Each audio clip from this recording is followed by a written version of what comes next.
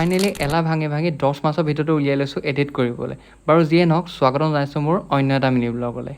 আৰু মই আছিলোঁ গুৱাহাটীত আৰু সেইদিনাখন আছিল খুবেই গৰম আৰু সকলোৰে মন বইল মাছ খাবলৈ। সেইবাবে আশিষ, মই, সুৰজ আৰু লগতে হিমাংশু ওলাই দিলোঁ মাছৰ বজাৰলৈ মাছ ল'বলৈ। আৰু চবেই খাই হেনো কচে মাছ, যিহে গৰম যাবলৈ অলপ ইচ্ছা নাছিল, তথাপিও গৈ লৈ ল'লোগৈ কচ মাছ। এইফালে সুৰজে পইচা দি আমি মাছ লৈ পেলাই ৰুমলৈ উভতিব ল'লোঁ। আৰু এইফালে জাম ভাঙি আমি পাই গ'লোহি ফাইনেলি ৰুম। আৰু এইফালে মাছৰ বইল পূৰা ৰেডি, লগতে বনাইছে আশিছে ভাজি। আৰু মই আকৌ স্পেচিয়েল কিবা এটা বনাইছিলোঁ, সেইটো হৈছে বেঙেনা আৰু মাছৰ মূৰা। কি মাৰি দিলে? আৰু এইফালে হৈ গ'ল সন্ধিয়া, আৰু লগতে সন্ধিয়া হোৱাৰ লগে লগে পলিন দাই শুনাই দিলে এটা গান। আৰু এইফালে তলুকু দা খেল চাওক, যিটো বস্তু আমি আজিলৈকে কৰিব নোৱাৰিলোঁ তেওঁ একেবাৰতে কৰি দেখালে।